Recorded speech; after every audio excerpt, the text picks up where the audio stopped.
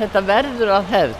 Maður gerir þetta fyrst af því þetta svo hressandi, svo verður þetta bara hefð og verður bara ómissandi þáttur af daglegu lífi. Að fara í sundið. Það bara þannig.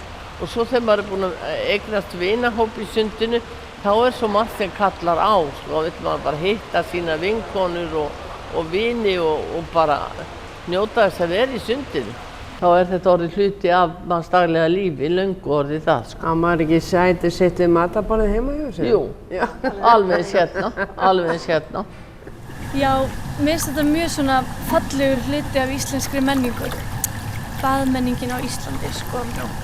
Og ég ólst líka svo mikið upp við þetta. Ég var alltaf þá í Vesturbæjarlauginni með mömmu og pappa og systur minni. Þannig maður einhvern veginn, mér byrjar að klæja líkamann ef ég ekki búin að fara í sund í meira en 4 daga eða eitthvað. Mér finnst þetta að vera mjög skemmtilegt. Það kemur svona, þegar maður ungur, kemur svona svolítið í staðinn fyrir að fara bara rúntinn eða hittast og maður veit ekki hvað maður á að gera. Og það líka svo góður staður til að hitta vin sína því maður getur ekki verið í símanum og eitthvað svona. Nákvæmlega. Maður neyðist til þess að vera í núinu og horfa á vini sína. Nákvæmlega. Góður punktur. Þetta sko, þetta félagslegt. Þetta sálfræðiþjónusta hérna sko, í pottunum, með köllunum og kellingunum sko, þannig að þetta bara svoleiðis. Við búum á Eldfjalldeyju sem gera það verkum að við höfum nóg aðgengi að heitu vatni. Og á þeim svæðum þar sem meiri hiti í jörðu auðveldar að byggja sundlaugar og hafa þá aðgengi af nægri orku. Niðurgreiðsla sveitarfélaga á starfsemi sundlauga umtalsverð. Fjölmargir hópar fá frítt í sundlaugum á Íslandi, má nefna þar börn og ellilífeyrisþega. Þetta sýnir hvað sveitarfélögin eru sannfærð það að sundlaugin skiptir miklu máli þegar kemur að almannaheill. 1, 2, 3, 4, 5, 6, 7, 8. Við mætum hérna sjölitið. Samfélagið hjá okkur hérna náttúrulega mjög breytt í þessum hóp. Það bara, þú veist, það eru iðnaðarmenn eins og ég og fleiri, alþingismenn, fyrrverandi ráðherrar. Það bara all flóran þarna á milli. Og hérna, ég reyndar setti eina reglu þegar ég stofnaði hópinn. Það væri bannað að tala pólitík. Þess vegna svona gaman þetta.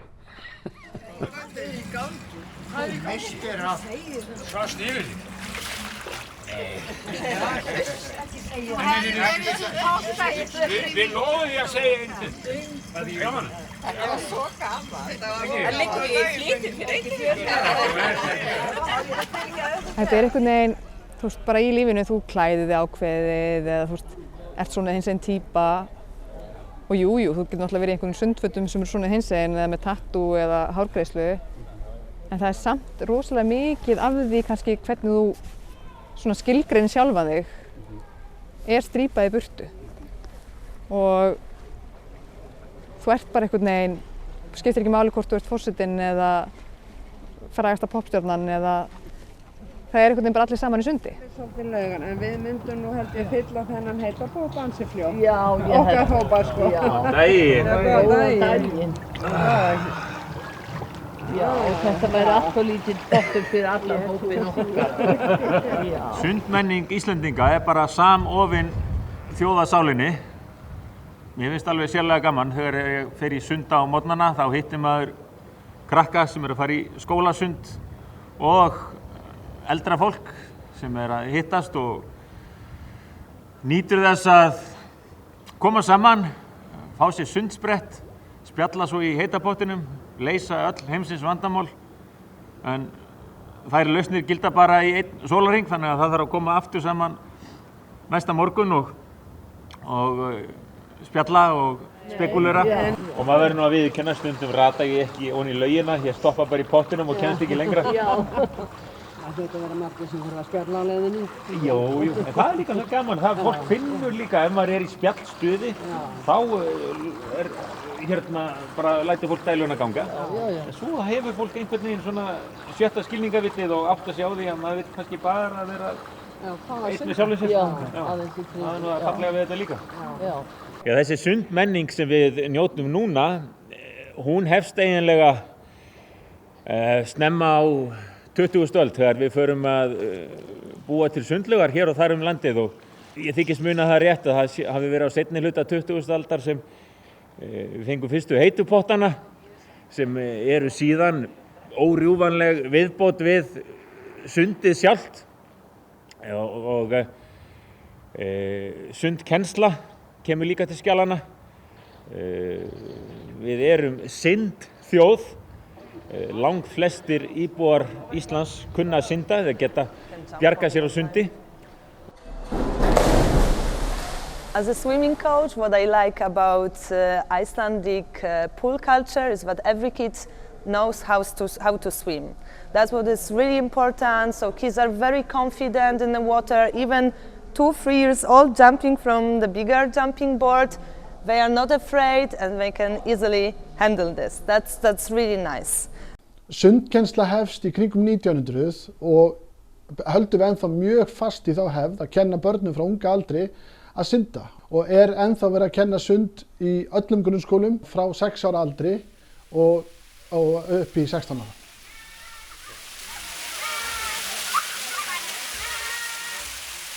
Já, ég held að þessi hefð sé komin til að vera. Ég var að rifja upp með mömmu og pappa hvernig þetta var hjá okkur þegar við vorum að alast upp. Ég á 3 systkini og það var nákvæmlega eins og ég geri þetta eftir að ég eignaðist mínar stelpur. Það fara einmitt eftir leikskóla í sund og náttfötin með og við eigum eina 3 mánaða heima. Ef það verið sumar, þá kannski myndi styttast í að við færum og við bíðum svona spenntar eftir vorinu þegar það er hlýtt úti. Þegar það er sumar úti, þá má hún fara í heita pottinn. En ekki þegar vetur og snjór. Er þetta ekki 4 gráður úti, jú. 4 mánaða? Mamma, ég þarf að segja eitt. Hvernig getum þá við sumból? Já, við notum bara gamla sundbólinn þinn. Ég myndi segja að þetta sé klárlega fjölskyldustafur að fara í sund, en svo er þetta líka bara þverskurður samfélagsins. Það er bara alls konar fólk í sundi sem er líka bara sérstaklega ánægilegt að vera hluti af og hitta aðra og sjá aðra. Hérna kemur fólk bara til þess að gleyma inn í daglega amstri, bara til þess að ná slökun og hafa það kósí í þennan tíma sem við erum í sundi.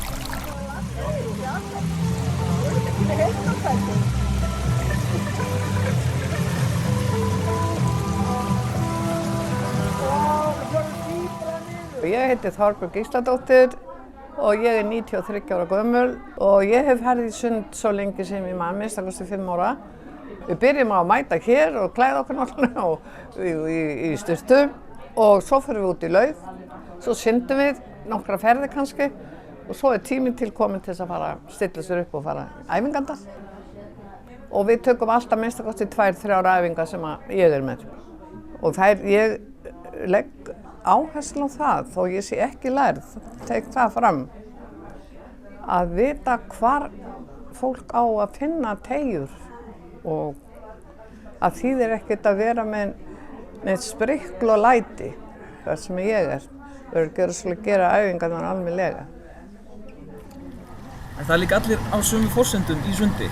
Það er enginn að koma í sundi eitthvað til þess að vera með eitthvað vesen. Nákvæmlega. Þú veist, þú getur ekki verið með vesen á sundskýlinu, skilur.